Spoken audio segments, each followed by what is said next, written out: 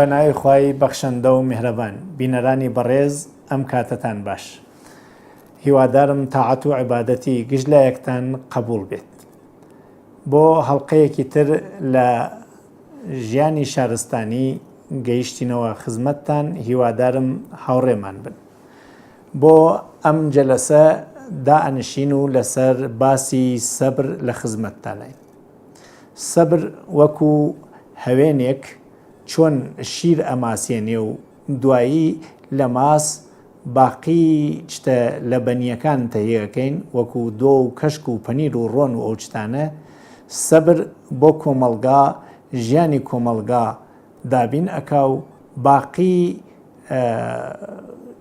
خۆشیەکان و باقی مەرحەلەکانی ژیانی کۆمەڵگا بە وەسیلەی سەبر بناغەی دائەمەرزێت. سەبر وتم وەکو هەوێن بۆ ماس بۆ زۆرێ لە بەرنامەکانی ئیجتیماع بەبێ سەبر ئێمە ناگەینە مەقسەد کەسێکە بەرنامەڕیزی حکوومەتەکە لە کۆمەڵگاغا وەکو حکوومەت یا وەکو دەوڵەت کە قەرارە ژیانی شاروەندان بەرەو ئامانجە دوورەکانیان بوات پێویستە سەبور بێت دروستکردنی جادەیەک لە شارێک بۆ شارێکی تر شتێکی یەک ڕۆژە نییە و بە یەک سەعاتە بگاتە مەطلوب و مەقسەد بەڵکو بەرنمەیەکی درێژخاوێنە کاتی واهە بەرنامەی درێژخاوێنی ئێمە بۆ دەیان ساڵە تەمسیلێک لێرە باسەکەم و ئەچینە ناوەڕۆکی باسەکەوە ێژن پیاوێک دوو کوڕی بوو دوای مردنی زەویەکیان بوو زەوی کشاوەرزی زەویەکەیان لە بینیانە بەش کرد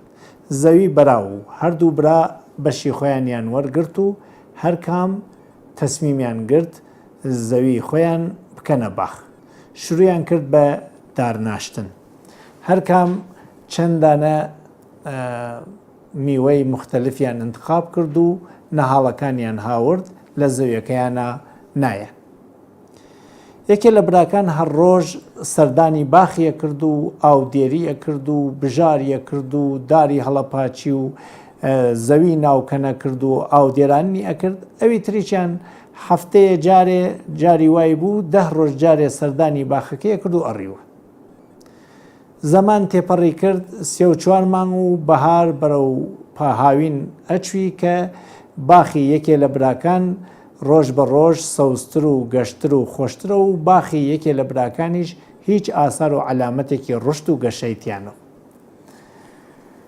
ئەو برایانە کە هەر ڕۆژ زەحمەتی کێشا و کاریە کرد هەمیشە یوت من تالەعەم نییە من شانسم نییە من خەوم نەماوە ئیسراحەتم نەماوە هەموو ڕۆژێک من خەریکی چاودێری و باخەوانی و ئاودێراندنم جا بڕوانە تالعی براکەی ترم بێ ئەوە نیوی من زەحمەت کێشەیە باخەکەی چۆن وا لە گەشە و سەوزیە کابرایەک کە ئەم سکاڵایە گوێ پێوە وتی باشە تۆ هەر ڕۆژ ئەچی چی ئەەکەی وە سەمەری باخت ئاواز وتی بەخوا ئیتر هیچ نەماوە بیکەم بژارەکەم سامەوەشێنم کودەوەشێنم ئاو دێری ئەەکەم ئیتر تەنانەت تااقەت ناوم دانەدانە دارەکانیش دەرتێرم بزانم ڕیشیان کردێ یا ڕیشیان نەکردێ حتا چاودێری ڕیشەکانی جیانەکەم کابرا پێکەنی وتی براگیان تۆش زەحمەت بکێشە ئیساودا ئەو نە زەحمەت مەکێشە و ئەو نە ئازاری خۆت مەدە لە ماڵا دانشەوە هەفتەیە جارێ بێ ئاودێرانی باخەکە بکە و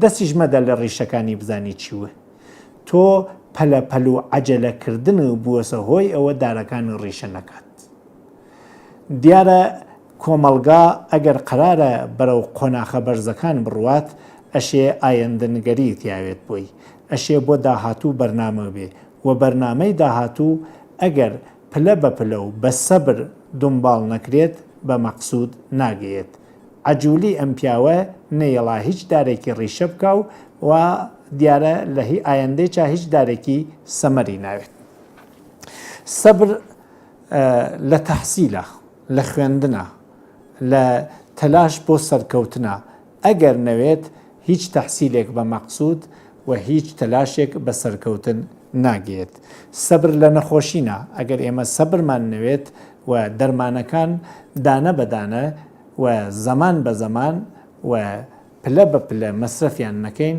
باشترین پزیشک عیلاجی هیچ نەخۆشینێکمان ناکات.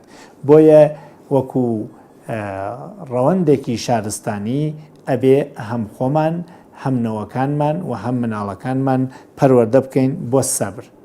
مەولانا ئەفەرمێت ژێ تفلە مسکین ڕەوە گەرنان دەهی بەرجای شیر تفلە مسکین ئەزاننان مردەگیر. ئێمە گشتمان پەلەپەلی گەورەبوونی مناڵەکانمانە وەلێ مناڵی شیرەخۆر پەلەپەل بێتە هۆی ئەوە بەجێ شیر نانی پێبین ئەی خنکێنین و لە بینی ئەوەین. سەبریانی بێسی دگان لە وەختی خۆیان دەربێت، مناڵ لە وەختی خۆیان پێبورێت و گاوڵکێش لە وەختی خۆیاوێت. ئەگەر سەبرمان نەوێت عەجەلە بەسەرا ئەمانوات چوونە فەرمونون کارها بسەبر بەرایەت و مستعجل بسەر دەرایەت. کار وەسەور ئەگێتە مەقسەد و پەلەپەل ڕیشی کارەکە دەرتێرێت. سەبر عنسوری ئەسڵی بەرنامەڕیزیە. بەرنامەڕیزی بۆ ژیانی شارستانی ئەبێت ئاموزشی سەبر پلەیەکوێت لە پلەی پەروەردەی مناڵەکان.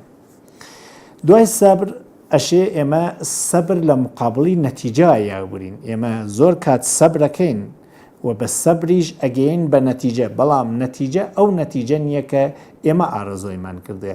ئایا ئەگەر نەتیجە وەکو ئارەزۆی ئێمە نەو ئەشێ سەبرمان بێت یا ئەشێ لەوێنەوە دەست بکەینە پەرخاشگەری و عەسەبانیەت و تووڕێی. کاتێکە نەتایج بە مەیلی ئێمە دەرنایەت و کاتێکە ئێمە لە مقابڵی تەلاشمانە بە نەتیجە ناگەین، کاتێوەسە سەبر بکەین، تەحلیل بکەین، غەڵەت بدۆزین و چارەسەری و عیلاج دەست پێ بکەین کە ئەمە ێژن پێی حەقسالاری و ئەمە ڕێگەی سەرکەوتنە. حەقسالاری باعس ئەوێت ئێمە جیاوازی بینی خۆمان و بەرانبەر لە تەلاشا بوێنین، نە لە بنەماڵەوە، نە لە تایفەوە، نە لە سروەت و مەقامە، بەشک و لە تێکۆشان و هەوڵداینە. حەقسالاری باعسەوێت ئێمە لە کەسێکە زاڵمە پشتگیری نەکەین. ئێمە سەبرمان بێت و لە زۆڵمێکە چووە بە سەرمانە عیبرەت برین بۆ ئەوەکە لە ئایندەوە ئەو حادسە تکرار نەوێتەوە بۆمان. سەبر ئەوێتە هۆی حەقمەداری. حەقمەداری فقط ئەوە نییە کە لە ڕێوڕچەی حەقاوین. حەقمەداری چەند ڕوەی هەست کە دانەدانەی خێنە بەرچاو. حەقمەداری ئەوەڵی حەقگۆییە. لە وتن و لە ژنەفتنا حەقبێژ و حەقژنەف بین. یعنی گوێمان شل نەکەین بۆ ناڕەوا و ناحەق تا ئەو کەسەکە ناڕەوا و ناحەقەکات مەیدان بۆ خۆی چاق بکات. حەقبێژوین. کاتێکە لە بینی دوو کەسا داوەری ئەەکەین، لە بینی غەریبێک و ئاشنایەکە لا نەدەین بە نەفعی ئاشنا و غەریب ژێر پێ بکەین. حەقبێژوین. حەقمەداری حەقدوستیە، یعنی لە بینی بەرژەوەندی خۆمانە کە زاڵمانەس و زەرەری ئێمە کە عادڵانەس حەق دۆست حەق قبوڵەکات و ئەمە ئەبێت لە تربێتی مناڵەکانمانە لە کاتی مەدرسەیانە وەختێکانە تەکی بەرانبەرە دەرگیر ئەون و مناڵەکەی ئێمە خەتابارە و بەرانبەر حەقێسی مناڵەکانمان وادار بکەین قەرەبوو بکەنەوە، داوای لێبوردن بکەن و جوبران بکەنەوە تا فێری حەقپەزێری بوون و حەق دۆست بوون. هێماشێ حەق خاوین، یعنی وە شوێنی حەقا بگەڕین، چی بۆ خۆمان چی بۆ بەرانبەر، چون پایەی عەداڵەت بە مافە، یعنی هەر کەسێک مافی ڕەوا بێت. ئەگەر ئێمە حەقبێژ نەوین، حەقژنەف نەوین، حەقخانەوین، عەداڵەت لە کۆمەلگامانە دەست پێ ناکات. و ئاخری حەقجۆوین. ئێمە لە تعریفە علمایەژین، علم ڕێگەی نێزیکبوونەوە بە حەقیقەتە. ڕەنگە ئیمڕۆ زۆر شتێک بە حەقیقەت بزانین و زیابوونی علم و زانیاری بەشەر بەیانی بۆمان دەرخات، ئەو شتەی کە تا ئیمڕۆ بە حەقمان زانیە بەیانی ناحەقوە و حەق شتێکی ترە. دانشجویی حەقجوییە، یعنی ئەو کەسە بە شوێنی دانشاگەڕێ ئەشێ بە شوێنی حەق و حەقیقەتا بگەڕێ و ملکەجبوون بۆ حەقیقەت ئەسڵی شاروەندیە، چون بە هەر حەقیقەتێک دەرئەکەوێت ڕۆشناییەک دروستەوێت، خەتایەک لاچوات و پرسیارێکی کۆمەلگا جواوێکی تازە وەرەگرێت کە قۆناخێکی تازە بۆ ژیان دابین ئەکات. پس ئەبێ لە ئاموزشی ڕێوڕەسمی شارستانیا بە ئامۆزشی سەبر بۆ تەحمڵی حەق و حەقیقەت و بۆ جستوجووی حەق و حەقیقەت ڕێبازی حەق بۆ جامعەکەمان ڕۆشن و حەقجووی و حەقمەداری و حەقگۆیی وەکو وەزیفە و تەکلیف لەسەر خۆمان تعریف بکەین. زیاتر لەمە کاتتان ناگرین لەم هەڵقەیە بەخوای گەورەتان دەسپێرین. کاتێکی خۆش.